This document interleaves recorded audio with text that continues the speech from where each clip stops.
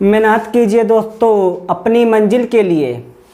मेहनत कीजिए दोस्तों अपनी मंजिल के लिए। यकीन मानिए जो लोग आपको खोएंगे ना बहुत ही ज़्यादा रोएंगे। एक बार दोस्तों आपका एक बार फिर से स्वागत है हमारे यूट्यूब चैनल DPG स्टडी पर।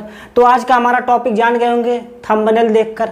आज का जो हमारा टॉपिक है ना वह टॉपिक है ऑर्थोगोनल यूनिट वेक्टर। इसमें हम पढ़ेंगे दिशा के बारे में। दिशा के बारे में आपको पता होगा कुछ ना कुछ तो आप जानते होंगे। अगर हम आपसे पूछते हैं कि कितनी दिशाएं होती हैं, अगर हम आपसे पूछें कि कितनी दिशा होती है तब आप क्या कहेंगे? आप कहेंगे 4 दिशाएं, पूरब पश्चिम उत्तर दक्षिण।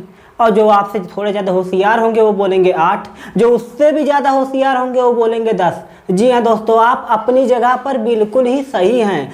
लेकिन अगर हम आपको फिजिक्स के हिसाब से, जी हाँ, अगर हम आपको फिजिक्स के हिसाब से डायरेक्शन पूछ दे तब क्या कहेंगे? फिजिक्स के हिसाब से डायरेक्शन पूछें तब आप क्या कहेंगे? आप वही कहेंगे ना जो नॉर्मली 4 दिशाएं होती हैं वही फिजिक्स में भी होंगी। लेकिन आप गलत सोच रहे हैं। नॉर्मली सबसे पहले देख लेते हैं नॉर्मली कितनी दिशाएं होती हैं। तो देखिए ऐसी रेखा खींचिए। सबसे पहले क्या करेंगे आप? ऐसे एक रेखा खींचिए, ऐसे रेखा कीजिए, इसी रेखा को बीच से काट दीजिए। एक रेखा ऊपर से नीचे की तरफ खींचा, एक रेखा दाएं से बाएं की तरफ खींचा, ये ऊपर की तरफ ये नीचे की तरफ। अब देखिए अब इसमें क्या करना है आपको। अगर नहीं पता कौन उत्तर है कौन दक्षिण, कौन पूरब है कौन पश्चिम, तो सबसे पहला तरीका है आप देखकर एकदम ध्यान से देख लीजिए। इसमें करना क्या है आपको?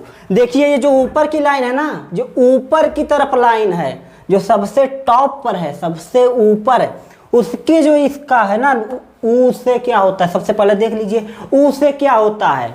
ऊ से होता है ऊपर, ऊ से होता है हमारा ऊपर, तो ऊ से क्या हो जाएगा? उत्तर। ऊ से ऊपर तो ऊ से उत्तर। अब इसको कह देंगे उत्तर। ये हो गया हमारा उत्तर। ऊ से ऊपर, ऊ से उत्तर।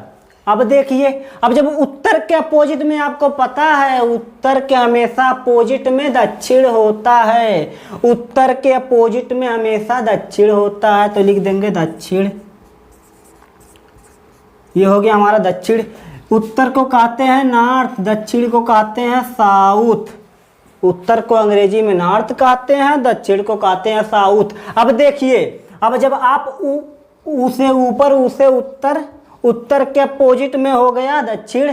अब देखिए अगर आप उत्तर की तरफ चल रहे हैं, अब आपको पता नहीं है कि दक्षिण किधर है, मतलब कि पूरब किधर है और पश्चिम किधर है, तब आप कैसे पता करेंगे? तो आपको बता दें, आप अगर उत्तर की तरफ चल रहे हैं सीधे, अगर आप उत्तर की तरफ सीधे चल रहे हैं तो आपका जो दायां हाथ होगा ना, जो आपका ये जो देखिए हम उत्तर की तरफ सीधे जा रहे हैं, तो हमारा दायां हाथ कौन है? ये हमारा दायां हाथ है और ये हमारा बायां हाथ है। तो जो हमारा दायां हाथ होगा ना, दाएं हाथ की तरफ हमेशा पूरब होगा, दाएं हाथ की तरफ हमेशा पूरब होगा। तो देखिए ये हमारा हो गया पूरब, ये हो गया पूर्व, ये हो गया हमारा पूरब। इसको क्या कहेंगे? ईस्ट। अब देखिए पूरब के अपोजिट में क्या होता है? पूरब के अपोजिट में हमेशा पश्चिम होता है। पूरब के अपोजिट में हमेशा पश्चिम होता है। ये हो गया हमारा वेस्ट। देखिए नॉर्थ साउथ ईस्ट वेस्ट कैसे पता करेंगे? आप ऊपर की जो सबसे चोटी होगी ऊपर, उससे ऊपर, उससे उत्तर, तो क्या हो गया? ये हमारा उत्तर हो गया। उत्तर को अंग्रेजी में नॉर्थ कहते हैं और उत्तर के अपोजिट में, उत्तर के अपोजिट में हमारा दक्षिण होता है। उत्तर के अपोजिट में हमारा दक्षिण होता है। अब देखिए आपको हमने कहा कि आप उत्तर की तरफ सीधे जाइए, उत्तर की तरफ जा रहे हैं और जो हमारा दायां हाथ जिधर होगा, जिधर हमारा दायां हाथ होगा उधर होगा पूरब और जिधर बायां हाथ होगा उधर होगा पश्चिम। ये आपने देख लिया। अगर आपको ऐसे नहीं पता तो क्या कीजिए, सुबह सुबह आप उठिए। सुबह अगर आपको ऐसे नहीं याद हो रहा है ना तो सुबह सुबह उठिए और जिधर से सूरज निकल रहा है, मान लीजिए इधर से सूरज निकल रहा है, उधर खड़े हो जाइए। अब देखिए जिधर से सूरज निकल रहा है ना वह आपका पूरब है, जिधर से सूरज निकल रहा है वह आपका पूरब है। और आपके पीछे क्या हो जाएगा? पूरब के हमेशा अपोजिट में पश्चिम। जिधर से सूरज निकला सूरज की तरफ मुंह करके खड़ा हो जाइए और उधर से सूरज निकला वो क्या हो गया? पूरब। अब जस्ट पूरब के अपोजिट में पीछे की तरफ आपका क्या हो जाएगा, पश्चिम। अब देखिए आगे पूरब, पीछे पश्चिम। अब देखिए दायां हाथ किधर है, दायां हाथ इधर है ना, दायां हाथ जिधर होगा उधर क्या होगा, दक्षिण। दा से दायां, दा से दक्षिण। और दक्षिण के अपोजिट में हमेशा क्या होगा, उत्तर। दक्षिण के अपोजिट में उत्तर। अब आपको इतना पता है, उत्तर दक्षिण पूरब पश्चिम, 4 दिशा पता है। बहुत लोगों को 4 दिशा से ज्यादा दिशा पता ही नहीं होती, लेकिन आपको बता दें। अब देखिए ये उत्तर है, ये दक्षिण है, ये पूरब है, पश्चिम है, इसके बीच में भी तो दिशा होगी, इसके बीच में भी दिशा होगी। अब देखिए कैसे, देखिए आप अगर बीच से निकल रहे हैं ना, तो देखिए उत्तर में भी जा रहे हैं, उत्तर में, इसे बीच से आप अगर निकलिए कहीं तो देखिए ऊपर की तरफ जब बढ़ेंगे ना, बीच से निकलेंगे तो दक्षिण में भी बढ़ेंगे। देखिए सीधे इधर भी बढ़ रहे हैं आप, और उधर ऊपर की तरफ उत्तर में भी बढ़ रहे हैं, तो आप दोनों दिशा में बढ़ रहे हैं, आप दोनों दिशा में बढ़ रहे हैं। तो बीच का दिशा क्या हो जाएगा, जो बीच का दिशा हो जाएगा वह हमारा हो जाएगा उत्तर। उत्तर और पूरब के बीच का दिशा जो होगा हमारा उत्तर पूरब। ये हो गया हमारा उत्तर पूरब, ये हो गया उत्तर पूरब। अब देखिए उत्तर और पश्चिम के बीच का दिशा जो होगा क्या होगा, उत्तर और पश्चिम।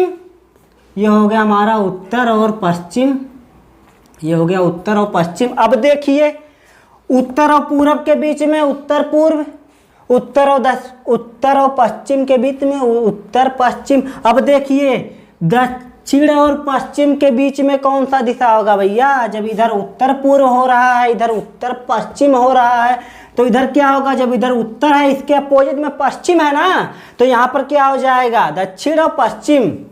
दक्षिण, ये हो गया हमारा दक्षिण और पश्चिम, दक्षिण पश्चिम। और देखिए दक्षिण और पूरब के बीच कौन सा दिशा होगा, ये हो जाएगा दक्षिण और पूर्व, दक्षिण और पूरब।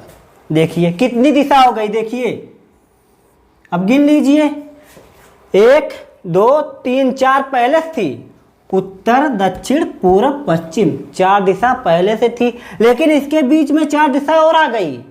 गिन लीजिए, उत्तर पूर्व, उत्तर पश्चिम, दक्षिण पश्चिम और दक्षिण पूर्व। गिनिए 1 2 3 4 5 6 7 8, 8 दिशा हो गई। अब आपको पता है 8 दिशा से ज्यादा होता है, जी हाँ होता है, 8 दिशा से ज्यादा दिशा होती है। आप तो 8 गिन लिए, आपने ऊपर का कभी गिना है? आप जानते हैं ना, आप अगर बॉल फेंकेंगे ऊपर की तरफ, आपसे पूछेगा भैया गेंद किधर गया, तो आप कहेंगे वो ऊपर की ओर गया। ऊपर की ओर क्या, जो ओर बोल रहे हैं उसे क्या कहेंगे, वह ओर जो है ना वो हमारा दिशा है, ऊपर की ओर। अगर पानी में चला गया तो कहेंगे क्या, नीचे की ओर। पानी में नीचे की ओर हमारा गेंद चला गया, तो ऊपर भी एक दिशा हो गया। देखिए ऊपर भी एक दिशा हो गया और नीचे भी। तब कितना दिशा हुआ, 8 तो इधर लिया ना हमने, 1 2 3 4 5 6 7 8, और 2 ऊपर और नीचे, कितनी हो गई, 10। लेकिन अगर आपको पूछे फिजिक्स के हिसाब से दिशा बताइए, अगर हम आपसे पूछें कि फिजिक्स के हिसाब से दिशा बताइए, तब क्या करेंगे? आप कहेंगे कि भैया जब नॉर्मली 10 दिशा होती हैं तो फिजिक्स के हिसाब से भी 10 ही दिशा होनी चाहिए, लेकिन आप गलत सोच रहे हैं। फिजिक्स के हिसाब से सिर्फ 3 दिशा होती हैं। जी हाँ, फिजिक्स के हिसाब से सिर्फ 3 दिशा होती है। वो क्या होती है, देखिए एक होता है यक्स, ये हो गया यक्स वाई और जेड, यक्स वाई और जेड, बस 3 ही डायरेक्शन में हम चलते हैं। एक होता है यक्स, एक होता है वाई और एक होता है जेड। फिजिक्स के हिसाब से बस 3 दिशा होती है, इसी के बारे में पढ़ेंगे। ये जो हमारा है ना मल्टीपल परपेंडिकुलर, मतलब क्या होता है, हमारा जो टॉपिक है ना वह है ऑर्थोगोनल यूनिट वेक्टर। जो हमारा टॉपिक है वह है ऑर्थोगोनल यूनिट वेक्टर, ऑर्थोगोनल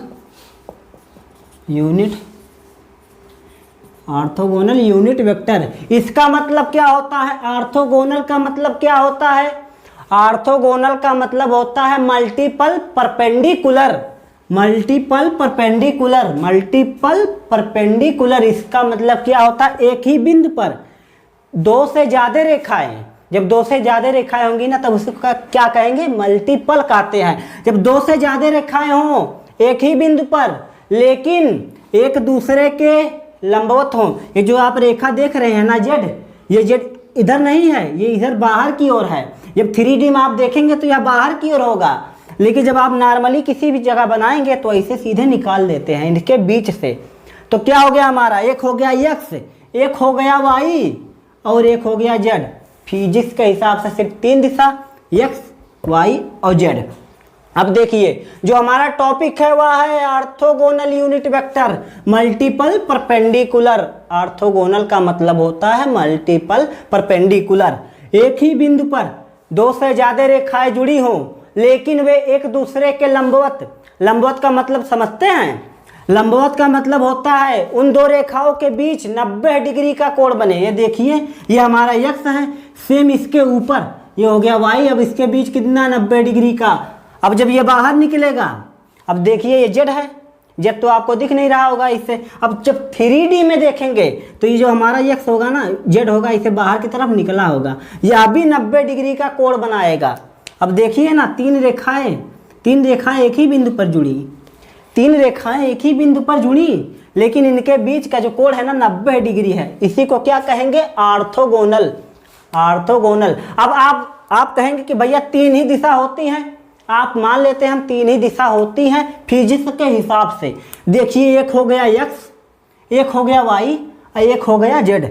अब आप कहेंगे, अब तो आप होशियार हैं ही, हम जान रहे हैं, अब आप कहेंगे ना हम एक्स में चलें, ना हम एक्स में चलें, ना हम वाई में चलें, अगर हम इसके बीच से निकल जा रहे हैं, अगर हम एक्स में ना चलें ना ही वाई में चलें, अगर हम एक्स और वाई के बीच से निकल रहे हैं तब कौन सी दिशा होगी, आपके दिमाग में ही क्वेश्चन आएगा। फिजिक्स के हिसाब से दिशा सिर्फ 3, एक्स वाई और जेड। और आप कह रहे हैं हमसे कि भैया हम एक्स में ना चलें ना वाई में चलें, उसके बीच से निकल जाए। ये देखिए आप बीच से निकल गए, ये आप बीच से निकल गए, तब आप कहेंगे ना हमने एक्स में चला ना वाई में चला, तब कौन से दिशा में चला, आप कहेंगे कि हमने एक नई दिशा खोज ली, फिजिक्स में हमने एक नई दिशा खोज ली। होते थे 3 डायरेक्शन एक्स वाई और जेड, हमने उसके बीच से निकला, हम एक्स और वाई के बीच से निकले, हमने नया दिशा खोज लिया। आप न्यूटन बन गए होंगे, आप सोच रहे हैं हम तो न्यूटन बन गए, हमने नई दिशा खोज ली, लेकिन आप बिल्कुल गलत सोच रहे हैं। आप कोई न्यूटन नहीं बने, आप ऐसे न्यूटन नहीं बन जाएंगे। न्यूटन बनना आपके लिए बहुत ही मुश्किल है, लेकिन आप बन सकते हैं। लेकिन क्या करना होगा, सबसे पहले उन चीज़ों के बारे में जानना होगा जिन चीज़ों की खोज हो चुकी है। अगर आप किसी चीज़ को खोजना चाहते हैं ना, तो सबसे पहले जिन चीज़ों की खोज हो चुकी है ना उनके बारे में आपको जानना पड़ेगा, तभी आप नई चीज़ की खोज कर सकेंगे। आपको पता होना चाहिए ना किन किन चीज़ों की खोज हो चुकी है और कौन कौन सी चीज़ें नहीं खोजी जा चुकी हैं। उनको जो नहीं खोजी जा चुकी हैं उनको खोजने के लिए आपको जो खोजा गया है ना उसको जानना पड़ेगा सबसे पहले। अब आप देख लीजिए ये एक्स है ये वाई है, हम ना एक्स में चलें ना ही वाई में चले और हम इसके बीच से निकल रहे हैं। आप सोचे हम न्यूटन बन गए, चौथी दिशा खोज ली, लेकिन आप गलत सोच रहे हैं। कोई चौथी दिशा नहीं खोजी, आप एक्स और वाई में ही चल रहे हैं। कैसे चल रहे हैं देखिए, ये आप ऊपर बढ़ रहे हैं, एक्स और वाई के बीच से आप निकले सीधा। अब देखिए ये इधर आ रहे हैं ना, देखिए इसे काटिए, देखिए सीधी रेखा आप बीच से निकले। अब देखिए आप इधर भी बढ़ रहे हैं, देखिए एक्स में भी बढ़ रहे हैं, एक्स में भी बढ़ रहे हैं। देखिए आप इधर आ रहे हैं, इधर से रेखा खींचिए, देखिए एक्स में बढ़ रहे हैं ना, ऊपर बढ़ें, एक्स और वाई के बीच में बढ़ें तो देखिए ना इधर जब बढ़ रहे हैं तो आप एक्स में भी बढ़ रहे हैं ना। देखिए इधर रेखा खींचिए, देखिए सीधे एक्स पर आकर टिक रहा है ये रेखा। अब देखिए यहाँ पर गए, एक्स में भी आए, यहाँ थोड़ा आगे बढ़े, एक्स में चल रहे हैं कि नहीं। और देखिए अब देखिए अब ये जब एक्स में चल चुके तो आप वाई में भी चल रहे हैं। अब ऊपर की तरफ बढ़ रहे हैं ना, ये आप ऊपर की तरफ बढ़ रहे हैं तो देखिए ऊपर की तरफ अगर यहाँ से रेखा खींचे तो आप ऊपर की तरफ जा रहे हैं। अब ये देखिए थोड़ी दूर और बढ़े, फिर रेखा खींचा और वाई में ऊपर की तरफ बढ़ रहे हैं, फिर थोड़ी दूर चलें, फिर आप वाई में थोड़ा और बढ़ रहे हैं। अब देखिए तो वाई पहुँच गए आप। आपने कौन सा डायरेक्शन खोजा, कोई भी आपने डायरेक्शन नहीं खोजा, बस आप एक्स और वाई दोनों के कॉम्बिनेशन में, मतलब कि एक्स डायरेक्शन में भी चल रहे थे और वाई डायरेक्शन में भी चल रहे थे। एक्स में आप चले और वाई में आप चले, आपने कौन सी दिशा खोज ली? बस उसी के कॉम्बिनेशन में चलें तो कोई दिशा खोजी? कुछ नहीं खोजा। आप न्यूटन ऐसे नहीं बने, आप ऐसे न्यूटन नहीं बन पाएंगे। एक्स में भी जब चल रहे हैं, वाई में भी चल रहे हैं, तो कौन सी नई दिशा आई? कोई आई? एक्स और वाई के स्थान पर कोई नया अल्फाबेट आया? कुछ नहीं आया। आप एक्स और वाई दोनों के डायरेक्शन में चलें। अब आप कहें अगर हम एक्स में ना चले, वाई में ना चलें, इसके पीछे से निकल गए, इसके पीछे से निकल गए। देखिए एक्स सीधा इधर, एक्स मान लीजिए इधर पॉजिटिव है, एक्स पॉजिटिव है, वाई पॉजिटिव है, जेड पॉजिटिव है। अब देखिए एक्स के अगर अपोजिट में चल रहे हैं हम, मान लीजिए एक्स में ना चलें, इसके अपोजिट में चलें, तब आप कहेंगे भैया फिर से हमने नई दिशा खोज ली। आपने कोई नई दिशा नहीं खोजी। एक्स में चलें, लेकिन एक्स में ना चलकर आप इसके अपोजिट में चलें। जब इधर है एक्स पॉजिटिव, आप इसके अपोजिट में चल रहे हैं, तो यहाँ पर क्या हो जाएगा? एक्स निगेटिव ना माइनस एक्स हो जाएगा। आप प्लस एक्स में ना चले, उसके पीछे चल दिए, तो माइनस एक्स में चले कि नहीं? माइनस एक्स में तो चलें। तो आपने कोई नई दिशा खोजी? कुछ नहीं, कुछ नहीं भैया। बस 3 डायरेक्शन से ज़्यादा फिजिक्स में होती नहीं। आप खोजिए कोई डायरेक्शन और हमें बताइए, हमारे वीडियो पर कमेंट जरूर कीजिएगा। अगर कोई नई डायरेक्शन खोजेंगे हम आपको जरूर रिप्लाई देंगे। अब देखिए फिजिक्स के हिसाब से डायरेक्शन 3, एक्स वाई और जेड। अब देखिए, अब जेड के अपोजिट में अगर चलेंगे तो क्या हो जाएगा भैया? जब पॉजिटिव में नहीं चले, अपोजिट में चले, तो माइनस जेड होगा ना। अब वो ऊपर ना जाकर नीचे जाने लगे, ऊपर प्लस है ना, ऊपर प्लस में वाई है। अब जब आप ऊपर ना जाकर नीचे जाएंगे तो माइनस में तो नीचे बढ़ेंगे, माइनस वाई। 3 डायरेक्शन से ज़्यादा डायरेक्शन नहीं होती। आपको चैलेंज दे रहे हैं हम, अगर 3 से ज़्यादा डायरेक्शन खोज लीजिए। हमारे वीडियो पर कमेंट कीजिए, जरूर कमेंट कीजिएगा अगर 3 से ज़्यादा डायरेक्शन आप खोज ले रहे हैं। आप एक्स में ना चलें, वाई में ना चलें, इसके बीच से निकलें, एक्स वाई दोनों डायरेक्शन में चलेंगे। अब देखिए वाई और जेड के बीच में से निकले, तो वाई और जेड दोनों के कॉम्बिनेशन में चल रहे हैं। अब देखिए जेड एक्स, कहाँ जाएंगे आप? दुनिया किसी कोने में जाइए, ऊपर जाएंगे ना तो पॉजिटिव में, नीचे जाएंगे ना तो निगेटिव में। बस तीनों डायरेक्शन में ही होगा, लेकिन उसका अपोजिट होगा। 3 डायरेक्शन से ज़्यादा डायरेक्शन नहीं होते। अब जो हमारा ये कह रहा है ना ऑर्थोगोनल यूनिट वेक्टर, ये जो हमारा टॉपिक है वह है ऑर्थोगोनल यूनिट वेक्टर। ये हो गया एक्स, ये हो गया वाई और ये हो गया Z. X Y Z 3 direction से ज़्यादा डायरेक्शन नहीं होते, या तो आपको बता दिया। नॉर्मली तो आप जानते हैं 10 डायरेक्शन, उत्तर दक्षिण पूरब पश्चिम, उसके बीच में जो 4 दिशाएं वो हो गई 8, और ऊपर और नीचे वो हो गई 10। अब देखिए यूनिट वेक्टर की बात आ गई। आपको हमने बताया था यूनिट वेक्टर क्या होता है। यूनिट मतलब एकांक वेक्टर, एकांक मतलब एक, यूनिट मतलब होता है उसका हिंदी एकांक। एकांक मतलब जिसका एक अंक, एकांक। एकांक का अगर संधि विच्छेद करेंगे तो एक अंक होगा, मतलब कि एक अंक। ऐसा वेक्टर जिसका परिमाण 1 हो, ऐसा वेक्टर जिसका परिमाण 1 होता है ना, वही होता है हमारा यूनिट वेक्टर, मतलब कि एकांक वेक्टर। अब आपसे कहें हम कि भैया इसमें से एक्स डायरेक्शन में एक यूनिट वेक्टर काट लीजिए, एक यूनिट वेक्टर काट लीजिए। अब आप कहेंगे यूनिट वेक्टर कैसे काटे? बस आपको करना ज़्यादा कुछ नहीं है, जिसका मैग्नीट्यूड 1 हो, बस यहाँ से नापिए। अगर इसका मैग्नीट्यूड 1 आ गया ना, तो ये मान लीजिए ये हमारा है एक एक्स डायरेक्शन में एक एकांक यूनिट वेक्टर। वाई डायरेक्शन में आपसे कह रहे हैं कि भैया वाई डायरेक्शन में भी एक यूनिट वेक्टर काटिए। तो क्या करेंगे? एक यूनिट मतलब कि जिसका मैग्नीट्यूड 1 हो। मान लीजिए अगर 1 इंच है ना, तो 1 इंच काट लीजिए। ये हो गया हमारा, ये क्या हो गया? 1 हो गया, 1 हो गया। अब देखिए, अब यहाँ पर काटिए जेड डायरेक्शन में भी, ये हो गया हमारा 1। अब देखिए एक्स में भी काटा एक यूनिट वेक्टर जिसका मैग्नीट्यूड 1, वाई डायरेक्शन में भी एक वेक्टर काटा जिसका मैग्नीट्यूड 1, और जेड डायरेक्शन में भी एक वेक्टर काटा जिसका मैग्नीट्यूड 1। अब तो आप देख रहे हैं 1 1 1, तो इसका कोई अलग नाम दे देते हैं ना। आपको पता है इसका मैग्नीट्यूड मान लीजिए 1 है, एक मैग्नीट्यूड, अगर आपको कहेंगे 1 को यूनिट वेक्टर में लिखिए तो कैसे लिखेंगे भैया? एक के ऊपर कैप लगा देंगे, एक को लिख नहीं पाएंगे तो डायरेक्ट, अगर एक लिखा है ना, अगर 2 लिखेंगे तो 2 एक कैप। अब देखिए यहाँ पर ये है ना, इसका कोई अलग नाम दे देते हैं। मान लीजिए अगर हम इसका नाम दे दें, एक्स डायरेक्शन में जो है ना यूनिट वेक्टर, उसका नाम अगर हम दे दें आई कैप, और जो वाई डायरेक्शन में है उसका नाम अगर हम दे दें जे कैप,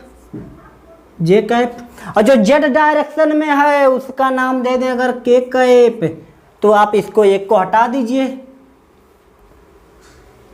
अब जब हटा दिए तो क्या हो गया भैया? एक्स डायरेक्शन में आई कैप, उसका मैग्नीट्यूड 1, तो वह हो गया आई कैप। और वाई डायरेक्शन में उसका मैग्नीट्यूड, एक यूनिट का मैग्नीट्यूड वेक्टर काटा, एक यूनिट का वेक्टर काटा जिसका मैग्नीट्यूड 1, तो वह हो गया हमारा 1। वाई डायरेक्शन में सबको अलग अलग नाम दे दिया। एक्स डायरेक्शन में जो हमारा यूनिट वेक्टर है उसको दे दिया आई कैप, जो वाई डायरेक्शन में है उसका नाम दे दिया जे कैप, और जो जेड डायरेक्शन में है ना उसका नाम दे दिया के कैप। ये हो गया ना अलग अलग नाम। अब आप पहचान लेंगे, एक्स में आई, वाई में जे, और जेड में के। एक्स में वाई, एक्स में आई, वाई में जे, जेड में के। अब देखिए, अब इसके अपोजिट में अगर लेंगे, माइनस एक्स के अपोजिट में लेंगे, माइनस एक्स के अपोजिट में लेंगे यूनिट वेक्टर, तो उसका क्या हो जाएगा भैया? जब ये पॉजिटिव में आई कैप है तो माइनस एक्स में क्या होगा? माइनस हो जाएगा ना, इस आई के आगे माइनस आई कैप हो जाएगा। अब देखिए वाई है, इसके अपोजिट में कोई यूनिट वेक्टर लें तो उसका क्या हो जाएगा? माइनस के जे कैप, माइनस जे कैप। और जेड के अपोजिट में लेंगे तो उसका क्या हो जाएगा? के कैप, के कैप। अब आपको एकदम नॉर्मली फिर से आपको फिगर बनाकर समझा दें क्या करना है आपको। आपको हमने बताया कि फिजिक्स में नॉर्मली कितने दिशाएं होती हैं? 3, एक्स, वाई और जेड। ये मान लीजिए एक्स है, मान लीजिए एक्स, ये हो गया एक्स, ये हो गया वाई, ये हो गया जेड।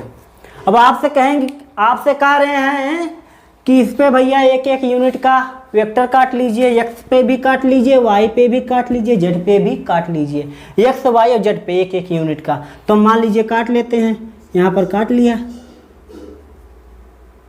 तीनों पर एक एक एक एक एक यूनिट काट लिया। देखिए इसका एक, इसका एक, इसका एक। यूनिट वेक्टर मतलब जिसका मैग्नीट्यूड 1 हो, वह हो गया हमारा यूनिट वेक्टर। अब देखिए इसका कोई नाम दे देते हैं ना, सब जगह एक एक लिखा है, अच्छा नहीं लग रहा है ना। कोई नाम होगा तो पता चलेगा कि ये एक्स डायरेक्शन में ये हमारा यूनिट वेक्टर है, ये हमारा यूनिट वेक्टर वाई डायरेक्शन में है, और ये हमारा जेड डायरेक्शन में है। कोई नाम दे देंगे तब थोड़ा अच्छा लगेगा कि हाँ इसका नाम है एक्स डायरेक्शन वाले में। तो चलिए इसका नाम दे देते हैं। एक्स में जो है ना उसको हम कह दें आई कैप, आई कैप। जो वाई में है ना उसको अगर हम कहते जे कैप, और जो जेड में है उसको कहते के कैप। देखिए कितना अच्छा लग रहा है। एक्स में आई, वाई में जे, जेड में के, 3 डायरेक्शन। ऑर्थोगोनल का मतलब क्या होता है? एक ही बिंदु पर 2 से ज़्यादा रेखाएं जुड़ी हों जिसका मैग्नीट्यूड, एक ही बिंदु पर 3 से ज़्यादा रेखाएं जुड़ी हो, 2 से ज़्यादा रेखाएं जुड़ी हो जो एक दूसरे के लंबवत हो, वो हमारा हो गए ऑर्थोगोनल। यूनिट वेक्टर हमने काट लिया।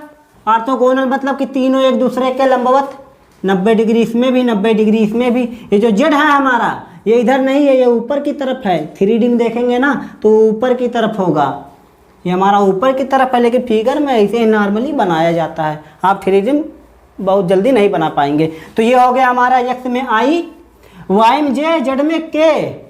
देखिए ऑर्थोगोनल एक ही बिंदु पर 2 से ज़्यादा रेखाएं जुड़ी हों और उनके बीच 90 डिग्री का एंगल, सब में 90 डिग्री का एंगल। अब देखिए यूनिट वेक्टर, और सब एक्स में भी हमने एक यूनिट वेक्टर काटा, वाई में भी एक यूनिट वेक्टर काटा, और जेड में भी एक यूनिट वेक्टर काटा।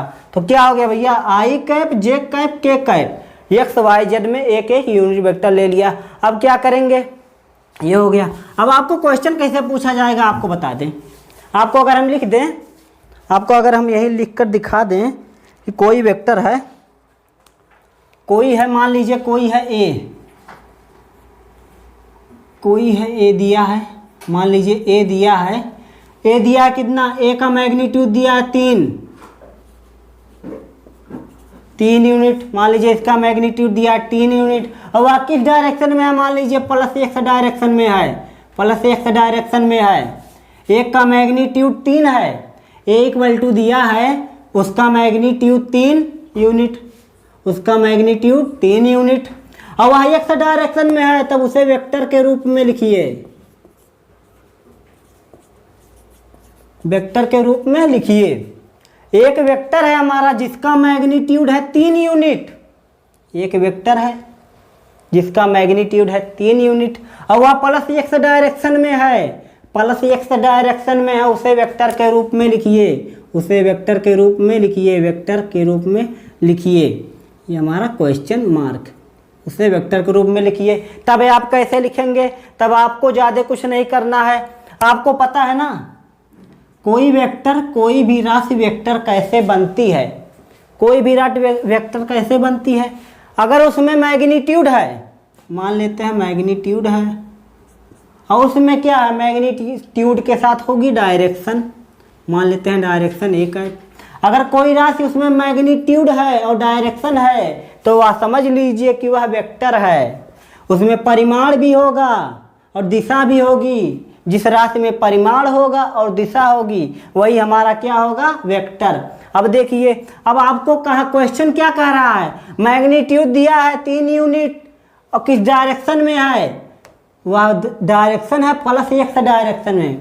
यूनिट मैग्नीट्यूड दिया है 3 यूनिट, प्लस एक्स डायरेक्शन में है। अभी किसके फॉर्म में लिखना है, वेक्टर के फॉर्म में लिखना है। तब क्या करेंगे भैया, आपको वेक्टर की परिभाषा पता है ना, जिसमें मैग्नीट्यूड हो, परिमाण हो, दिशा हो, मतलब कि डायरेक्शन, वही राशि होगी हमारी वेक्टर। अब देखिए, अब वेक्टर के फॉर्म में लिखना है मैग्नीट्यूड, मतलब कि मैग्नीट्यूड 3 यूनिट पहले से दिया है, मैग्नीट्यूड 3 यूनिट पहले से दिया है तो लिख देंगे 3, ज़्यादा सोचना नहीं है। देखिए ना, यूनिट दिया है ना, मैग्नीट्यूड यहाँ पर दिया है 3 यूनिट और मैग्नीट्यूड की जगह इस 3 को उठा के यहाँ पर रख दिया, क्या हो गया हमारा 3। अब देखिए प्लस एक्स डायरेक्शन में है, प्लस एक्स डायरेक्शन में है। अब इसका हम जो मैं यूनिट वेक्टर लिए थे उसका नाम क्या रखा था, उसका नाम रखा था आई कैप। क्या रखा था, आई कैप। तो क्या होगा भैया, देखिए मैग्नीट्यूड लिया 3 यूनिट, वेक्टर में मैग्नीट्यूड होता है, मैग्नीट्यूड को उठा के रख दिया 3। अब देखिए एक्स डायरेक्शन में हमने यूनिट वेक्टर लिया था आई कैप, तो सीधा उठा के इसको आई कैप लिख देते हैं। तो जो हमारा वेक्टर बन रहा है इसको वेक्टर के फॉर्म में लिखेंगे ना तो आएगा 3 आई कैप, इसका आंसर, इसका आंसर आएगा 3 आई कैप। ऐसे ही क्वेश्चन को करना होगा, ऐसे ही क्वेश्चन को करना होगा। अब अगला क्वेश्चन देखते हैं कैसे करेंगे। सेम ऐसा ही क्वेश्चन देंगे, सेम ऐसे ही क्वेश्चन हम देंगे। अब मान लेते हैं कोई वेक्टर के फॉर्म में लिखना है, इसको बी को वेक्टर के फॉर्म में लिखना है। दिया गया है मैग्नीट्यूड, आपको दे दिया गया है मैग्नीट्यूड 4 यूनिट, मैग्नीट्यूड दे दिया गया है, ये मान लीजिए ये मैग्नीट्यूड दे दिया गया है 4 यूनिट। और आपको दिया गया है डायरेक्शन, दिया गया है प्लस वाई डायरेक्शन में दिया गया है, डायरेक्शन दिया गया प्लस वाई। आपको लिखना है वेक्टर के रूप में लिखिए, वेक्टर के रूप में लिखिए। तब क्या करेंगे, वेक्टर के रूप में लिखने के लिए आपको पता है वेक्टर कोई राशि कब बनती है, जब उसमें होगा मैग्नीट्यूड और उसका डायरेक्शन मतलब कि परिमाण होगा और दिशा होगी, तभी कोई राशि हमारी वेक्टर होगी। अब देखिए जब यह वेक्टर है ना, वेक्टर के फॉर्म में लिखना है तो वेक्टर में क्या होगा, वेक्टर में होगा उसका मैग्नीट्यूड, ये हो गया मैग्नीट्यूड। अब क्या होगा भैया, उसमें डायरेक्शन होगी, ये हो गया हमारा direction. Vector B equal to mod B into cap B, ये हो गया हमारा। अब देखिए कैसे करेंगे, आप पॉज करके वीडियो देख लीजिए, क्वेश्चन को करिए आप, हम बता रहे हैं। तो चलिए देखते हैं। ये हमारा दिया है वेक्टर बी, इसका मैग्नीट्यूड दिया गया है ना। कोई भी राशि वेक्टर कब होगी, जब उसमें मैग्नीट्यूड होगा, और मैग्नीट्यूड यहाँ पर हमारा दिया गया है, मैग्नीट्यूड दिया गया है कितना, 4 यूनिट, तो सीधे लिख देंगे 4। ये हो गया हमारा मैग्नीट्यूड की जगह कितना हो गया 4। अब देखिए अब क्या निकालना है, डायरेक्शन बी कैप निकालना है ना आपको।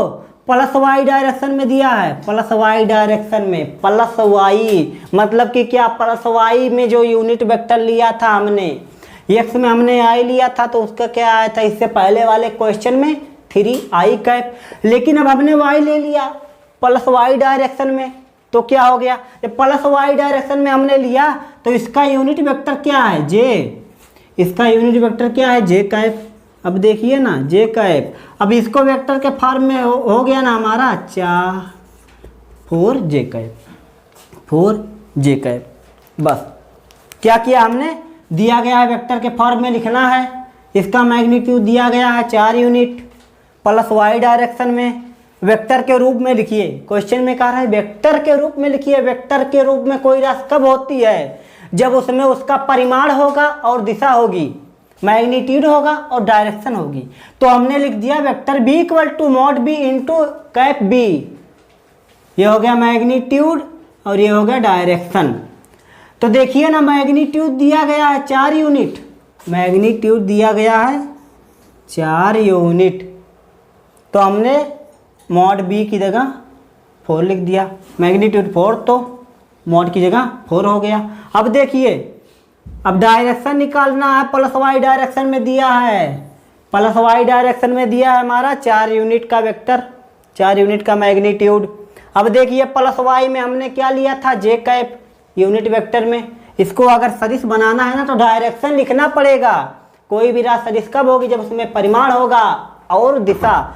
हमने परिमाण तो लिख दिया, अब दिशा लिखी ही नहीं तो कैसे सदिश होगी, होगी नहीं होगी, दिशा आपको लगाना ही पड़ेगा। तो देखिए ये हमने 4 लिख दिया। अब वाई डायरेक्शन में हमने जे कैप लिया था यूनिट वेक्टर।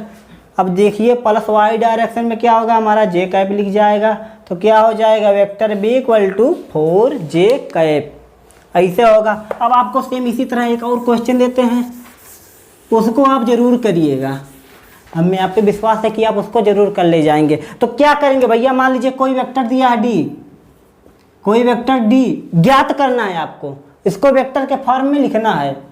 लिख देते हैं यहाँ पर वेक्टर के रूप में लिखिए, वेक्टर के रूप में लिखिए, ये आपको लिखना है। अब देखिए क्या दिया है, मान लीजिए दिया है 3 unit, 3 unit plus x direction में और 4 यूनिट, 3 के बाद 4 ले लेते हैं, 4 यूनिट प्लस जेड डायरेक्शन में, जेड डायरेक्शन में।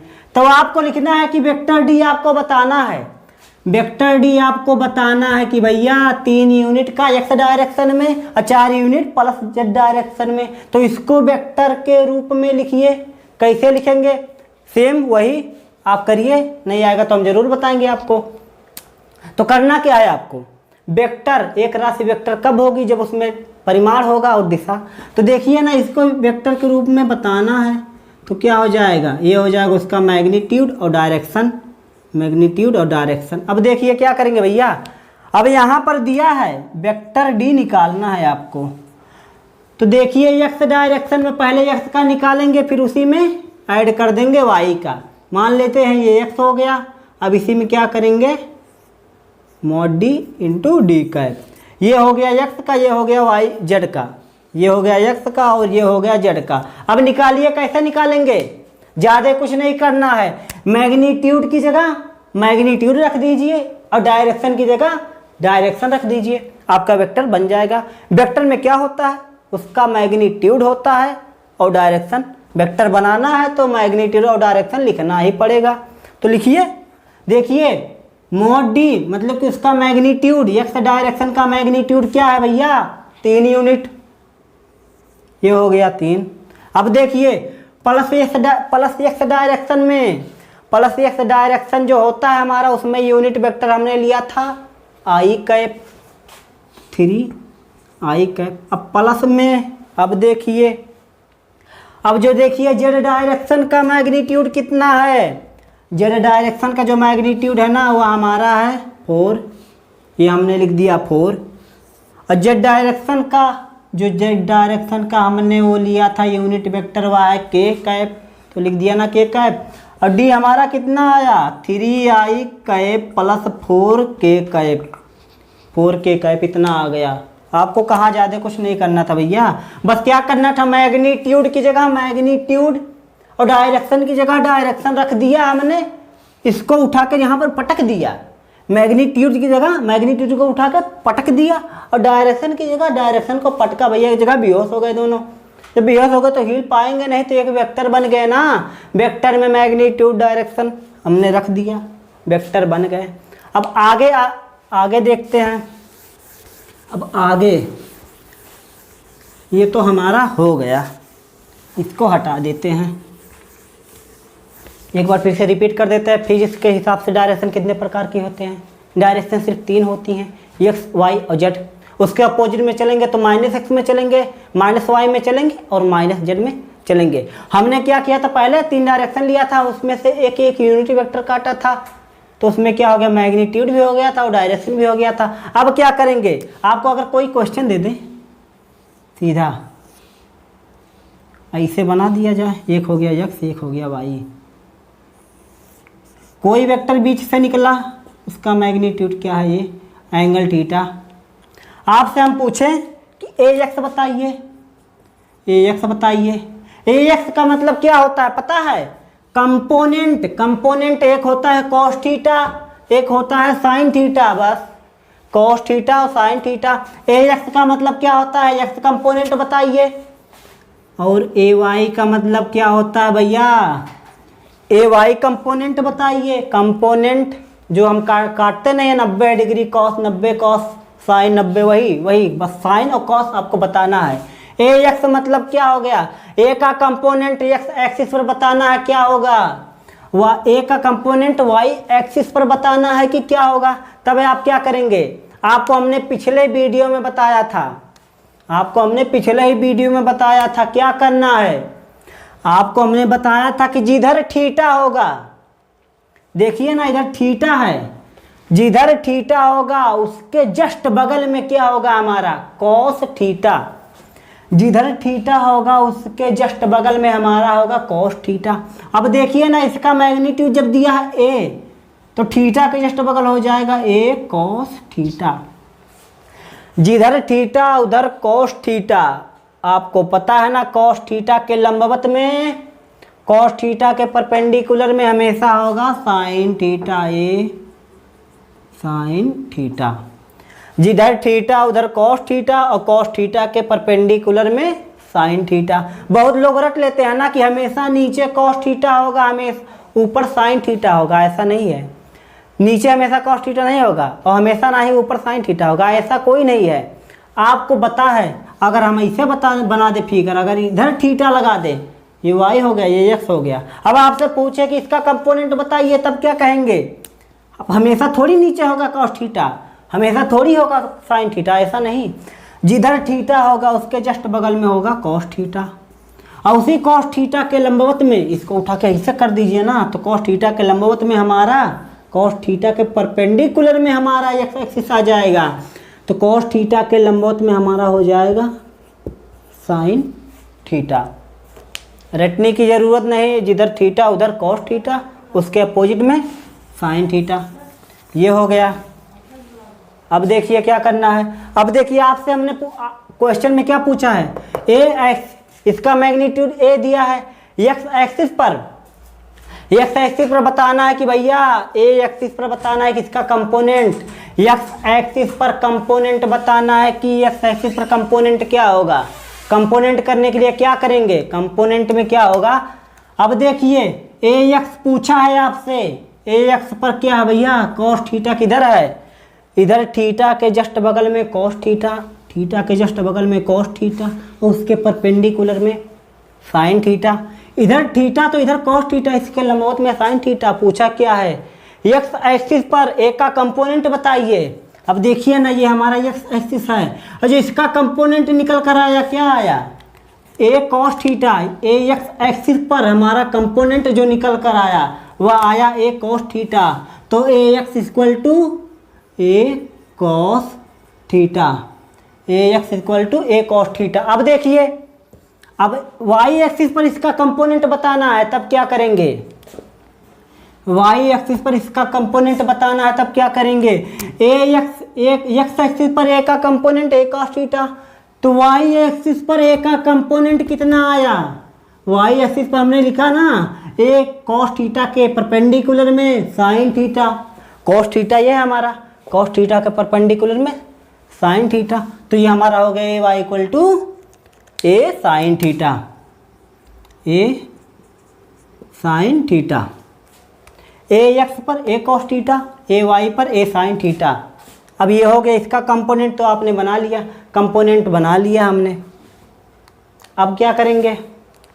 अब आपसे पूछे हैं वेक्टर ए एक्स बताइए और वेक्टर ए वाई बताइए, वेक्टर ए एक्स बताइए और वेक्टर ए वाई बताइए, तब क्या करेंगे? वेक्टर ए एक्स बताइए और वेक्टर ए वाई बताइए। अब वेक्टर ए एक्स बताना है, वेक्टर ए एक्सिस पर कितना होगा इसका? ए एक्सिस पर भी ए वेक्टर कितना होगा, वाई एक्सिस पर ए वेक्टर कितना होगा, यही बताना है। एक्स एक्सिस पर वेक्टर ए कितना होगा और वाई एक्सिस पर वेक्टर ए कितना होगा, बस यही आपको बताना है। तब क्या करेंगे? करना कुछ नहीं है ज़्यादा। अब देखिए क्या करेंगे, देखिए ना, यही निकालना है ए एक्स कॉस थीटा, मतलब कि वेक्टर ए एक्स निकालना है।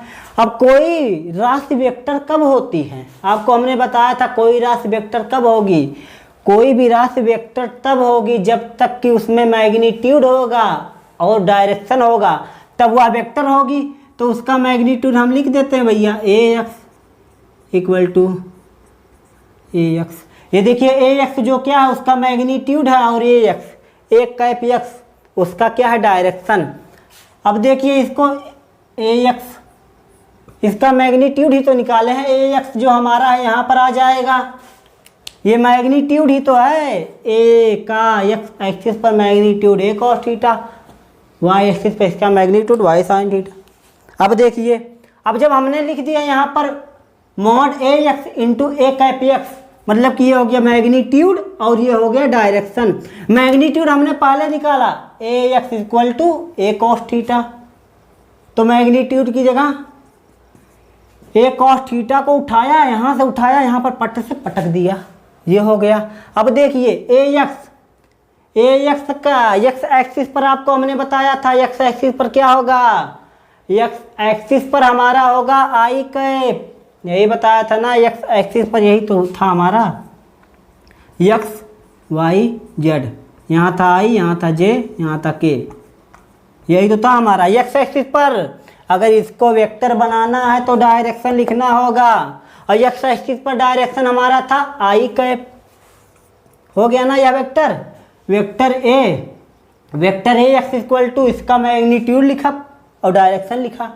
अब इस कॉस थीटा को उठा के मैग्नीट्यूड की जगह पटक दिया, एक कॉस थीटा उठा के यहाँ पर पटक दिया, ये हो गया।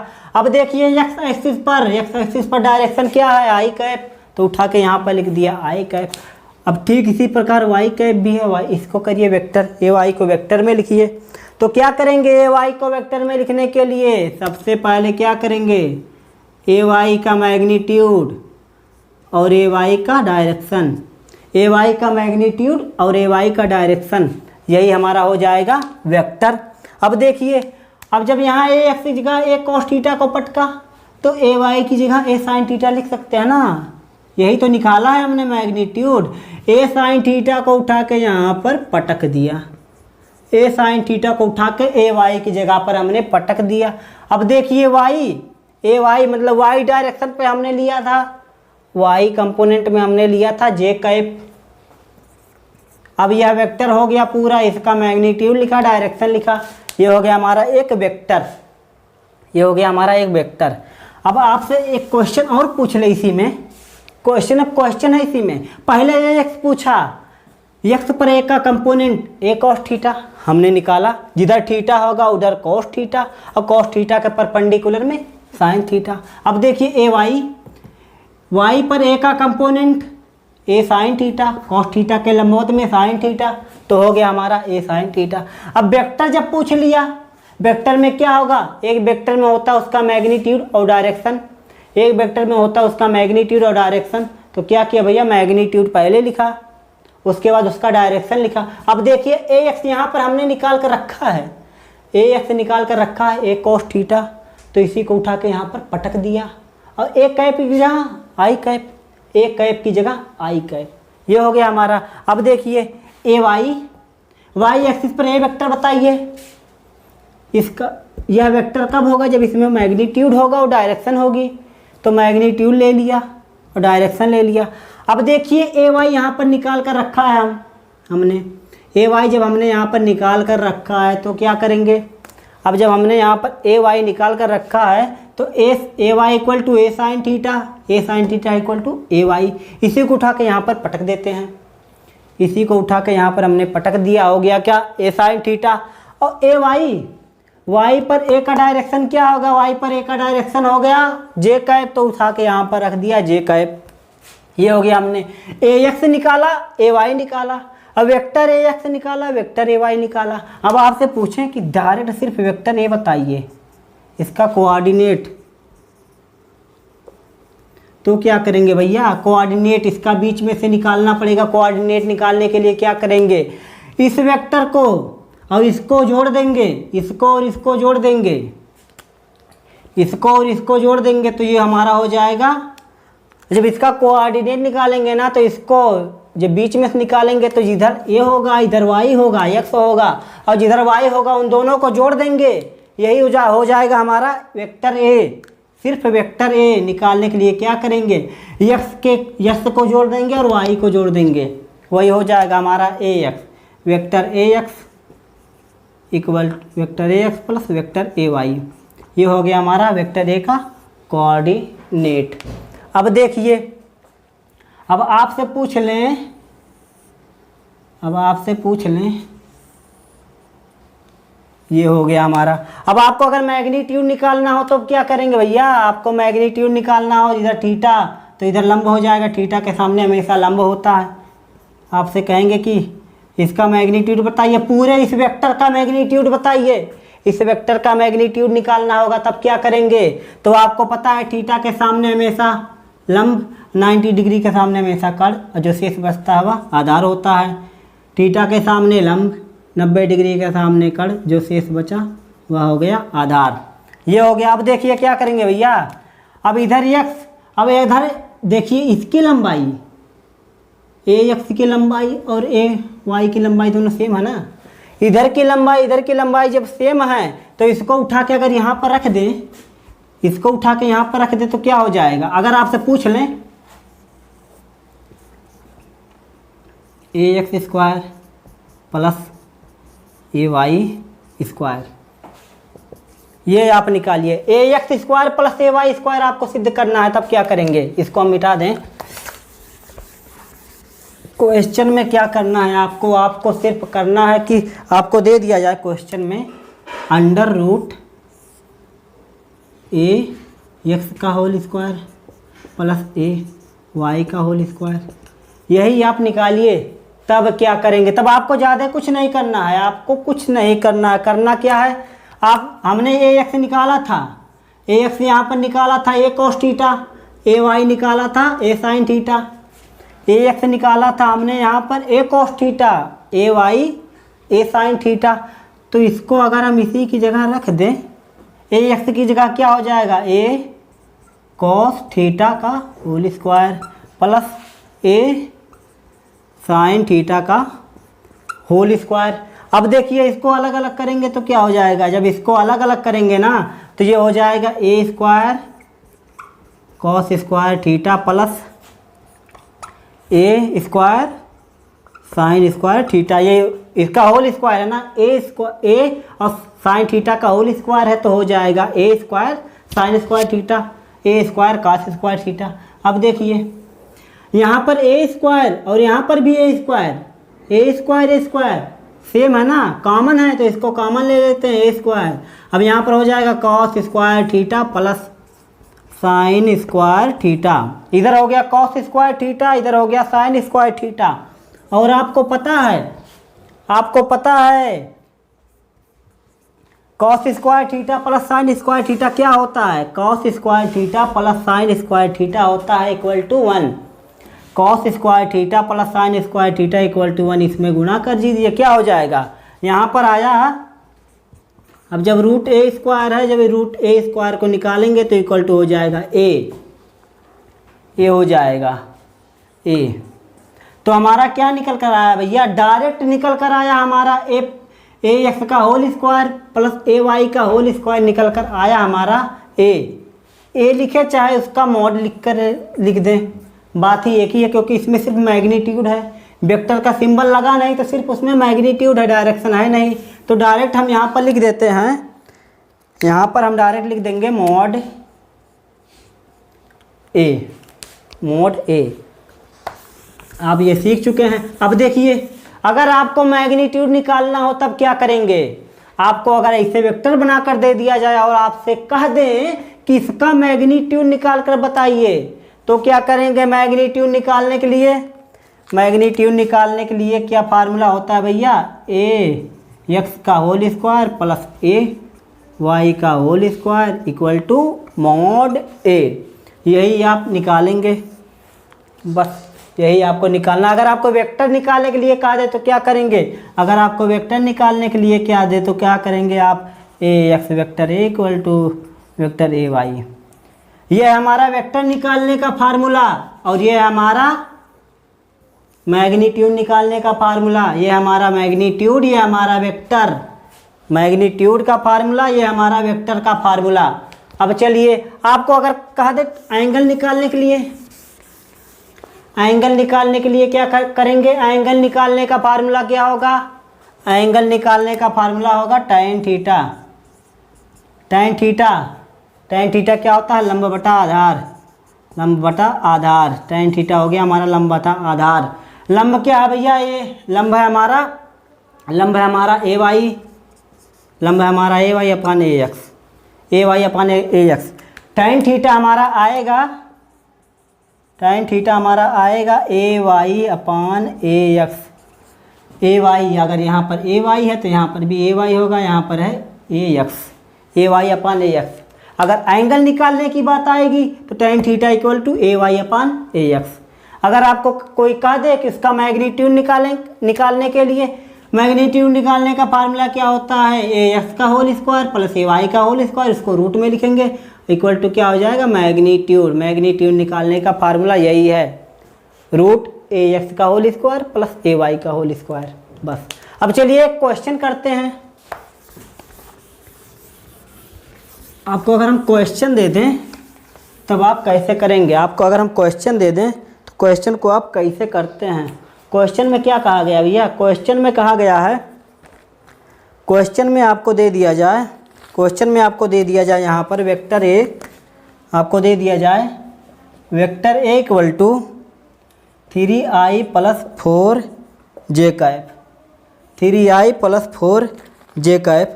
तब क्या करेंगे? अगर आपको दे दिया जाए question vector A equal to 3i cap plus 4j cap, इसको फिर से लिख दें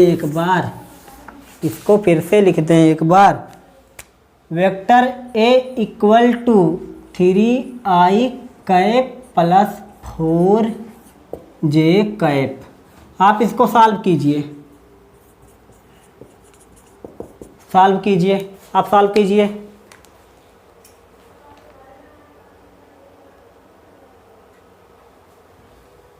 कर लिए? ठीक है, आपको फिर से बताते कैसे सॉल्व करना है। करने के लिए क्या करेंगे भैया? करने के लिए सबसे पहले, अगर यह वेक्टर है, वेक्टर कैसे होगा? सबसे पहले इसका मैग्नीट्यूड निकालना होगा, आपसे पूछे इसका मैग्नीट्यूड बताइए, आपसे ठीक, इसका मैग्नीट्यूड बताइए और इसके बीच कितना एंगल बन रहा है? एंगल बताइए, एंगल tan थीटा बताइए, tan थीटा बताइए। तब क्या करेंगे? करने के लिए क्या होगा भैया? मैग्नीट्यूड का फार्मूला आपको बताया था, मैग्नीट्यूड का फार्मूला था हमारा under root A x square plus A Y square, बस under root A x square plus A Y square. तो क्या करेंगे भैया? आई कैप किस डायरेक्शन में है? एक्स में तो है, आई कैप एक्स में तो है, तो आई कैप एक्स में है। अब आई कैप में एक अंक यूनिट वेक्टर क्या होता है, जे कैप। एक्स डायरेक्शन में आई कैप तो वाई डायरेक्शन में जे कैप। तो क्या ज़्यादा आपको कुछ नहीं करना भैया, सीधा उठा के इसको इसी जगह पर रख देना है, सीधा उठा के इसको इसी जगह पर रख देना है। करना क्या आप देखिए, करेंगे क्या, ये हो गया स्क्वायर, 3 का स्क्वायर। यूनिट वेक्टर मतलब एक किसी भी संख्या का 1 में गुना करेंगे तो वही संख्या वापस आ जाएगी। तो देखिए ना, x3 का होल स्क्वायर हो गया प्लस में 4 का होल स्क्वायर जे का। यह भी एक यूनिट वेक्टर, इसका गुना जब किसी संख्या में करेंगे तो वह भी वही संख्या दोबारा आ जाएगी। तो ये हो गया हमारा। अब निकालिए ना, अब जब निकालेंगे तो क्या हो जाएगा, 3 3 9, 4 चौक के 16, 16 9 25। अब जब इसको रूट से निकालेंगे तो क्या हो जाएगा, 5। अब जब इसको रूट से निकालेंगे तो 5। क्या किया हमने, इसी को उठा के यहाँ पर रख दिया, इसको उठा के यहाँ पर। 3 3 9, 4 चौक के 16, 16 9 25, 25 का रूट निकालेंगे तो क्या होगा, 5। अब आपसे पूछेगा कि इसका एंगल बताइए। एंगल बनाने के लिए सबसे पहले क्या करेंगे, आपको फिगर बनाना होगा। एंगल निकालने के लिए फिगर बनाना पड़ेगा, ये तो आपको याद रखना होगा। एंगल कैसे निकालेंगे, tan थीटा आपको बताया था। एंगल निकालने के लिए फिगर कैसे बनाएंगे, फिगर बनाने के लिए क्या करेंगे, देखिए ना, ये देखिए 3 यूनिट 3 मैग्नीट्यूड, आई मतलब एक्स डायरेक्शन में चला। अब देखिए मान लेते ये हो गया हमारा।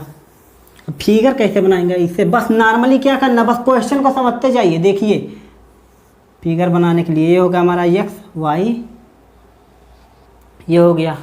अब देखिए क्या करेंगे, ये हो गया -x, मान लीजिए -y। अब देखिए ये जो हमारा 3 यूनिट है, आई डायरेक्शन, आई किधर होगा, एक्स में होगा। 3 यूनिट हमारा एक्स में चला, 3 यूनिट हमारा एक्स में चला, 3 यूनिट एक्स में चला। अब देखिए 4 यूनिट जे में, 4 यूनिट जे में, 4 यूनिट जे में। अब देखिए एक त्रिभुज बन गया ना, एक त्रिभुज बन गया इधर थीटा। अब आपको बता दें, अब देखिए आप इसको सॉल्व कैसे करेंगे, आपको एक एंगल हमने बताया था, सॉल्व कैसे करेंगे आप। सॉल्व करने के लिए क्या करेंगे भैया, एक ऐसे त्रिभुज बनता है जिधर 4 होता है ना उधर 53 डिग्री, जिधर 4 होता है उधर 53 डिग्री और 3 के सामने 37 डिग्री, हो गया 90 डिग्री। अब आप tan थीटा इसमें से निकालिए, tan थीटा 90 डिग्री के सामने कर्ण, थीटा के सामने लंब, ये हो गया हमारा 90 डिग्री के सामने कर्ण, थीटा के सामने लंब, जो शेष बचा वह आधार हो गया, आधार हो गया। अब tan थीटा क्या होता है, tan थीटा होता है लंब बटा आधार, tan थीटा होता है हमारा लंब बटा आधार। अब जब tan थीटा निकालेंगे, tan थीटा लंब जो हमारा 4 है, अब बट्टे में 3 है। और 4/3 कब होता है, 4/3 कब होता है भैया, 4/3 कब होता है, tan थीटा के किस डिग्री में 4/3 आता है, 4/3 कब आता है भैया, देखिए इधर 4 इधर 3, तो इधर किधर है 53 डिग्री। थीटा इक्वल टू जब 53 डिग्री होगा ना, theta equal to 53 degree, theta equal to 53 degree होगा, तब हमारा आएगा क्या, जब थीटा इक्वल टू 53 डिग्री होगा ना, तब हमारा आएगा tan थीटा इक्वल टू 4/3। हमने इस क्वेश्चन में क्या किया, क्वेश्चन में पूछा गया है कि मैग्नीट्यूड बताइए, वेक्टर ए का मैग्नीट्यूड बताइए और उसका एंगल बताइए। तो हमने मैग्नीट्यूड निकालने का फार्मूला लिखा है ना, ax² + ay² रूट में। तो देखिए उसका, इसको उठा के यहाँ पर रख दिया, 3 का, ax की जगह 3 का स्क्वायर, ay की जगह 4। अब देखिए वर्ग निकालेंगे, कितना हो जाएगा, 9 4 16, 16 9 25, 25 का वो रूट निकालेंगे तो हो जाएगा 5। अब देखिए, अब इसमें पूछा है कि tan थीटा बताइए, tan थीटा मतलब एंगल बताइए, एंगल में क्या होगा, tan थीटा होगा। तो क्या इसमें क्वेश्चन में कहा कि भैया 3 यूनिट 3 मैग्नीट्यूड एक्स डायरेक्शन में चला, हमने चला दिया। 4 यूनिट वाई डायरेक्शन में, जे मतलब वाई, इधर चला दिया, एक त्रिभुज बना। हमें पता है ना कि जिधर 4 होगा उसके सामने 53, जिधर 3 होगा उसके सामने 37, पूरा जोड़िए 180 डिग्री आएगा। अब tan थीटा क्या होता है? tan थीटा होता है लंब बटा आधार, tan थीटा लंब बटा आधार 4/3, ये होगा हमारा tan थीटा। अब 4/3 tan के किस डिग्री में 4/3 आता है? tan के थीटा इक्वल तो जब 53 डिग्री होगा ना तब आएगा 4/3, ये हमारा एंगल आ गया 53 डिग्री और जो उसका मैग्नीट्यूड आ गया 5, एंगल 53 डिग्री मैग्नीट्यूड 5। अब ये क्वेश्चन और करते हैं इसी पर, एक क्वेश्चन और करते हैं। क्वेश्चन में क्या कहा भैया? क्वेश्चन में इसमें कहा गया है, देखिए अगर क्वेश्चन दे दिया गया जाए आपको, आप इसको सॉल्व कर सकते हैं। b इक्वल टू दिया गया है -2i + 2,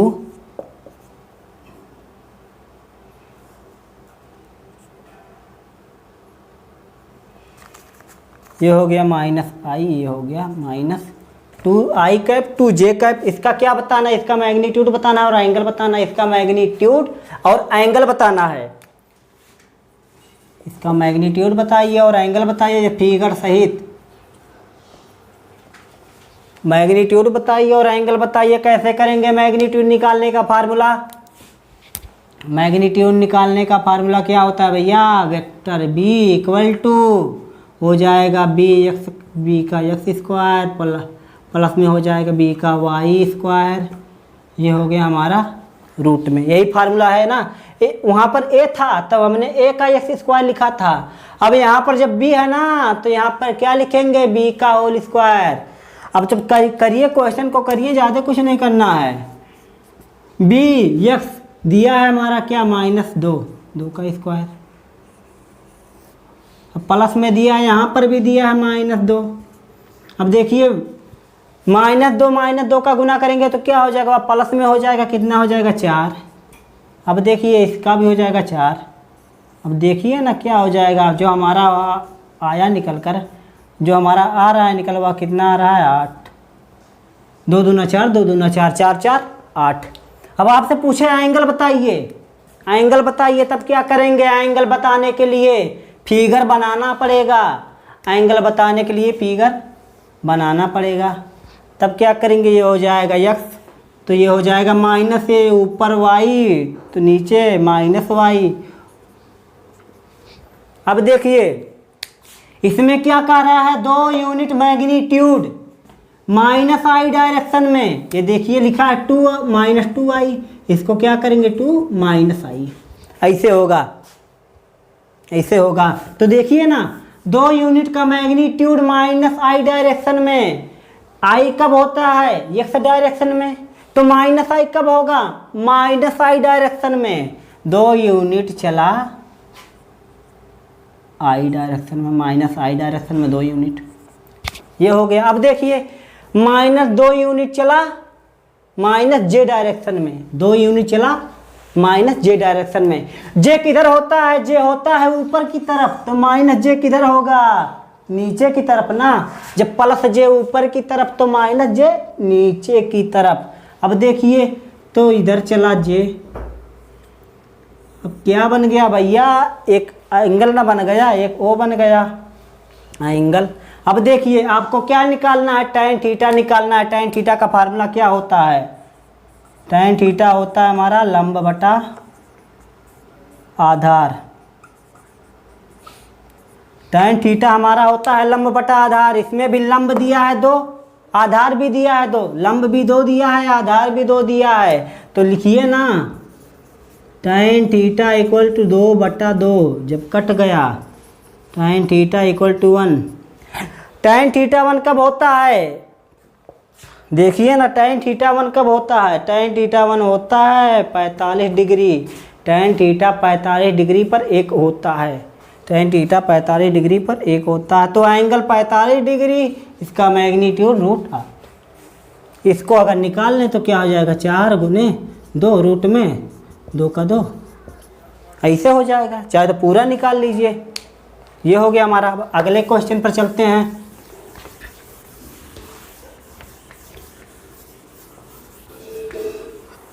अब अगला क्वेश्चन जो हमारा वह कह रहा है, अगला जो क्वेश्चन है इस क्वेश्चन में कह रहा है कि भैया इस क्वेश्चन में पूछेगा आपसे, अब इसको बताइए। अब ऐसे दे दिया है b -2i 2j -2j -3i -3j। अब इसको सॉल्व करके बताइए, इसको सॉल्व करके बताइए, इसको सॉल्व करके बताइए। अब कि इसमें एंगल ज़्यादा होगा, एंगल अब की बार इसमें ज़्यादा होगा। इसका पहले वो निकाल लेते हैं मैग्नीट्यूड। कोई भी राशि वेक्टर कब होगी? जब तक कि उसमें मैग्नीट्यूड होगा और डायरेक्शन होगी तभी वह वेक्टर होगी, नहीं तो नहीं होगी। तो इसका मैग्नीट्यूड निकालेंगे। मैग्नीट्यूड निकालने का फार्मूला क्या होता है भैया? बी का bx² प्लस by² हो गया।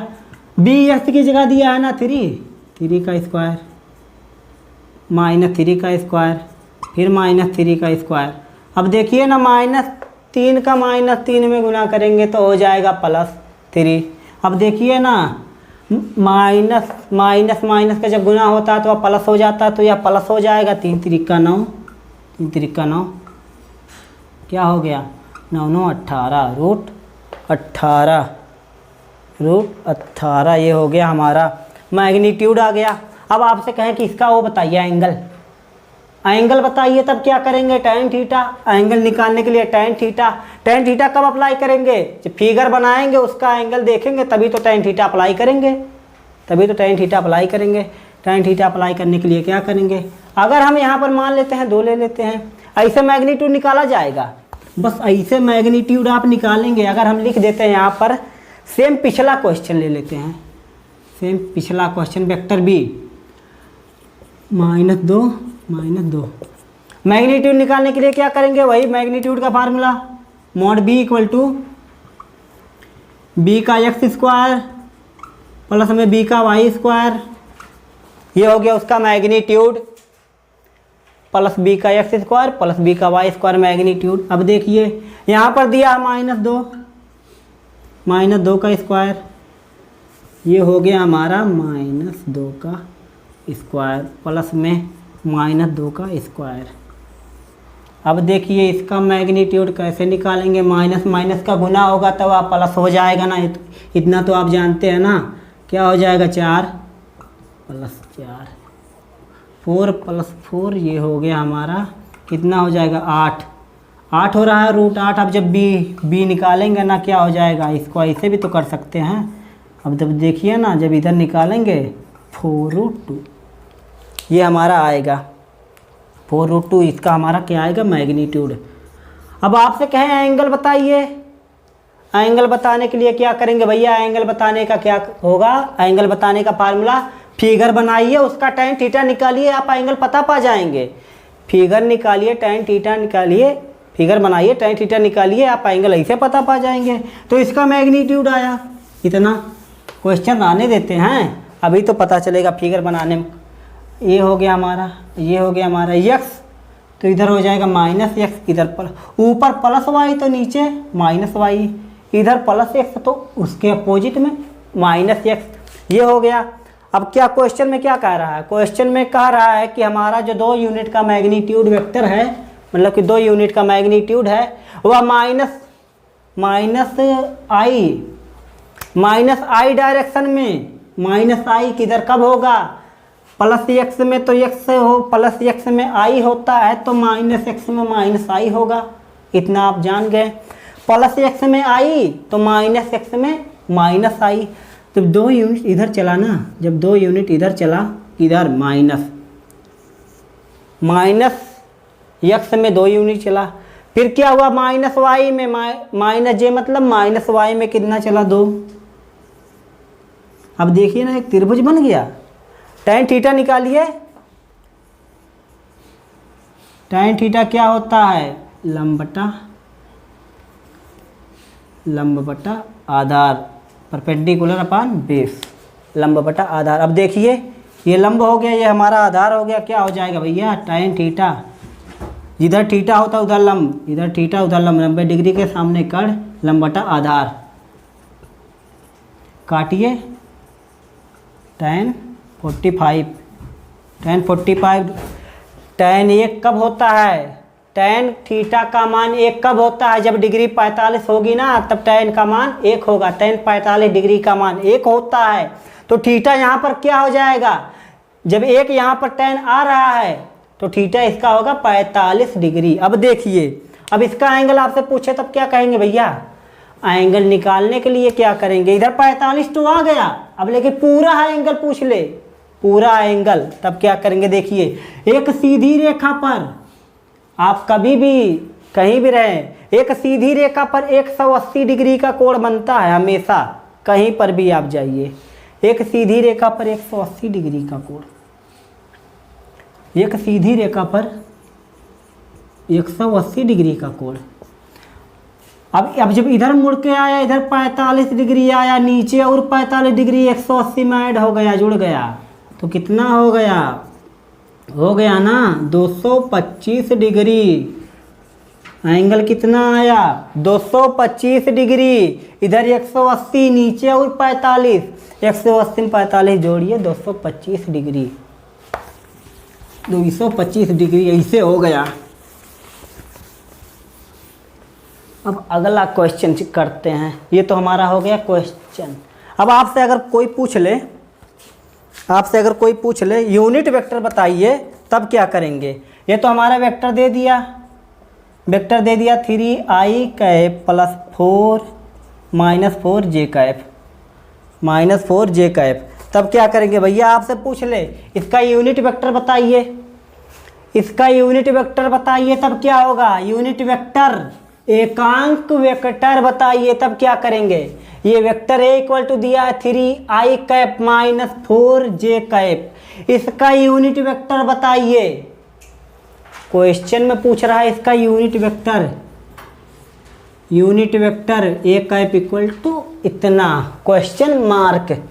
आप सॉल्व कर सकते हैं तो करिए, नहीं तो हम तो खड़े हैं आपको बताने के लिए, करिए। तो चलिए आगे चलते हैं, कैसे करेंगे इसको? यूनिट वेक्टर आपको पता है ना, यूनिट वेक्टर कोई कब होता है? जब उसका मैग्नीट्यूड 1 होगा। तो क्या होगा? यूनिट वेक्टर निकालने के लिए किसी भी वेक्टर में उसके मैग्नीट्यूड से भाग दे दीजिए। कोई भी वेक्टर है ना, उसके कोई भी वेक्टर है, उसी के वेक्टर में उसी का मैग्नीट्यूड से भाग दे दीजिए, जितना आंसर निकल कर आएगा ना वही आपका वेक्टर होगा। ए कैप हमारा है, ए कैप इक्वल टू है वेक्टर ए अपॉन मॉड ए। मतलब क्या हो गया कि इसी वेक्टर के मैग्नीट्यूड से, इसी वेक्टर के मैग्नीट्यूड से इसी वेक्टर में भाग दे दिया, जो निकल कर आया हमारा आया यूनिट वेक्टर। अब कैसे निकालेंगे यूनिट वेक्टर? निकालने के लिए सबसे पहले मैग्नीट्यूड निकालना पड़ेगा। वेक्टर तो दिया है, उसका मैग्नीट्यूड निकाल लेंगे अगर, तो आप यूनिट वेक्टर निकाल लेंगे। मैग्नीट्यूड से ही तो वेक्टर में भाग देंगे, तो मैग्नीट्यूड पहले निकालना पड़ेगा। तो कैसे निकालेंगे?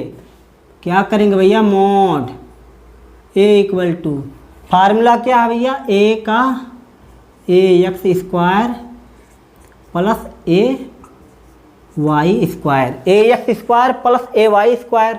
तब क्या होगा? ax दिया है 3 का होल स्क्वायर प्लस माइनस में 4 है तो उसका होल स्क्वायर। देखिए ये हो गया 9, 3 त्रिका 9, माइनस माइनस प्लस हो गया 16, ये हो गया 25। अब जो ये हमारा निकल कर आया,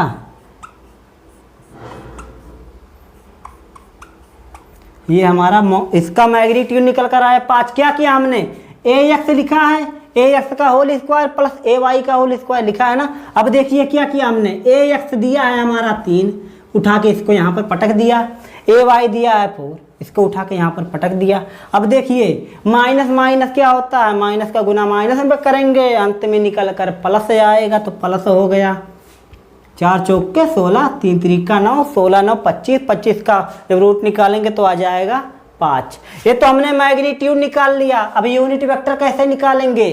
हमने कहा ना वेक्टर, कोई भी वेक्टर है उसी के मैग्नीट्यूड से उसी के वेक्टर में, कोई वेक्टर है उसके परिमाण से उसी के परिमाण में भाग दे दीजिए, जो आंसर निकल कर आएगा वही आपका यूनिट वेक्टर होगा।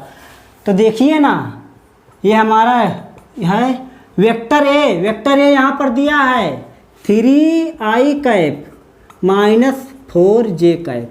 ये हमारा वेक्टर दिया है, वेक्टर ए इक्वल टू दिया है 3i cap minus 4j cap, अपान में इसका मैग्नीट्यूड कितना दिया है 5। अब निकालिए ना, अब जब इसका यूनिट वेक्टर निकालेंगे तो क्या हो जाएगा 3/5 i कैप माइनस में 4/5 j कैप। बस ऐसे बस इतना करना था, आप ज़्यादा दिमाग लगा दिए, ज़्यादा दिमाग लगाने की ज़रूरत नहीं, बस ट्रिक याद रखिए क्या करना है बस उसका, वो याद है ना आपको यूनिट वेक्टर किसे कहते हैं, यूनिट वेक्टर जिसका मैग्नीट्यूड 1 हो। मैग्नीट्यूड 1 कब आएगा, कोई भी राशि वेक्टर है ना उसी के मैग्नीट्यूड से उसी के मैग्नीट्यूड में भाग दे दीजिए, जो निकल कर आएगा वही हमारा आएगा यूनिट वेक्टर। ये देखिए ना वेक्टर को हमने उसके मैग्नीट्यूड से भाग दे दिया, निकल कर कितना आया, निकल कर आया हमारा इतना 3/5 i cap minus 4/5 j cap. अब लास्ट क्वेश्चन, बस वीडियो की चरम सीमा पर हम सब पहुंच चुके हैं। बस लास्ट क्वेश्चन में क्या करेंगे भैया, सेम ऐसे इस क्वेश्चन में क्या करना है आपको अगर दे दिया जाए, अगर हम यहीं पर लिख दें, आपको क्वेश्चन लिख दें, आप करिएगा ज़रूर अगर कर पाएंगे तो, नहीं तो हम हैं बताने के लिए। करना क्या है, वेक्टर बी दिया है 5i cap j cap, 5i cap और j कैप। अब इसको करेंगे तो क्या करेंगे भैया, करने के लिए बस कुछ नहीं करना है, ज़्यादा कुछ नहीं करना है, करिए। इसका भी बताइए क्या यूनिट वेक्टर बताइए, कोई भी राशि यूनिट वेक्टर है, यूनिट वेक्टर का फार्मूला क्या होगा बी कैप अपान वेक्टर बी में उसी के मैग्नीट्यूड से भाग दे दीजिए, हमारा यूनिट वेक्टर निकल कर आ जाएगा। अब भाग दें, सबसे पहले मैग्नीट्यूड निकालेंगे ना तभी तो भाग देंगे। Magnitude mod B equal to under root B X square plus में बी वाई का होल स्क्वायर, बी एक्स दिया है 5 का स्क्वायर प्लस में इसका हो जाएगा इतना, बी एक्स दिया इतना, इसका हो जाएगा इतना। अब देखिए 5 25 12 बराबर में 144, कितना हो जाएगा 5 4 9 5 4 9 4 2 6 1। अब देखिए इसका रूट कितना होता है, 169 का रूट निकालेंगे तो आएगा 13।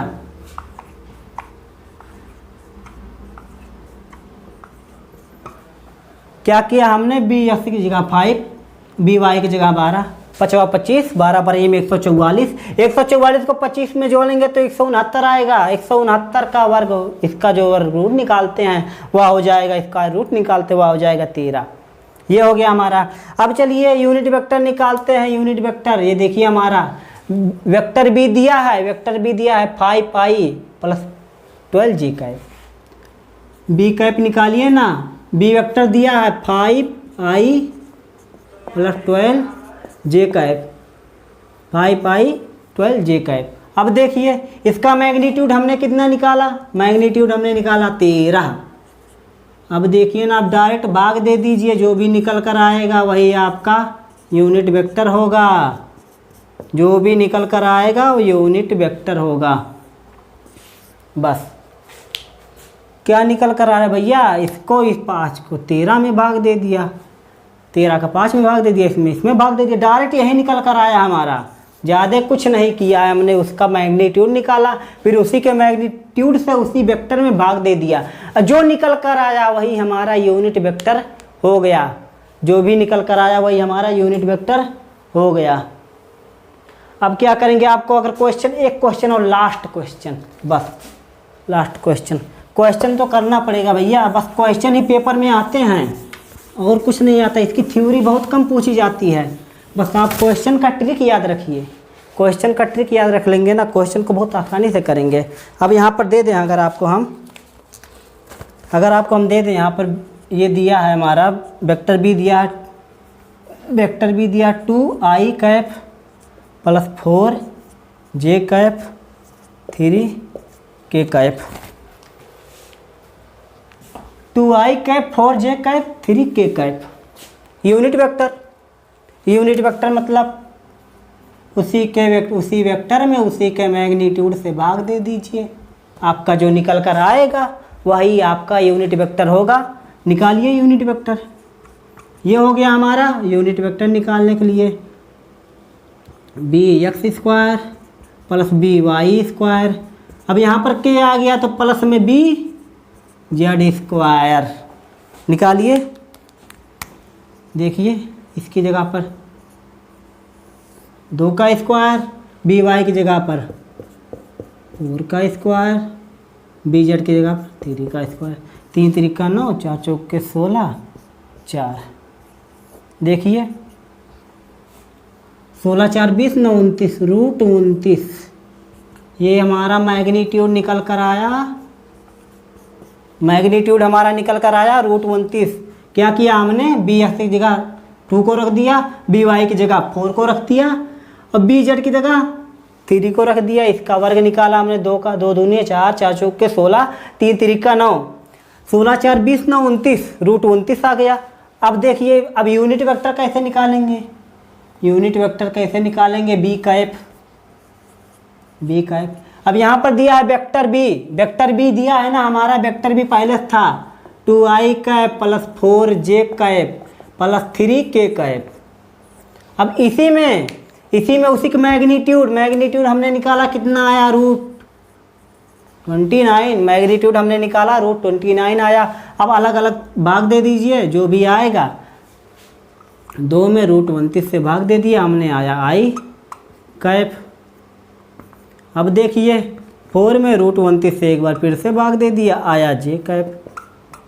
फिर 3 में रूट 29 से भाग दे दिया, आया k कैप। बस इतना आंसर निकल कर आएगा, आपको ज़्यादा दिमाग लगाने की ज़रूरत नहीं।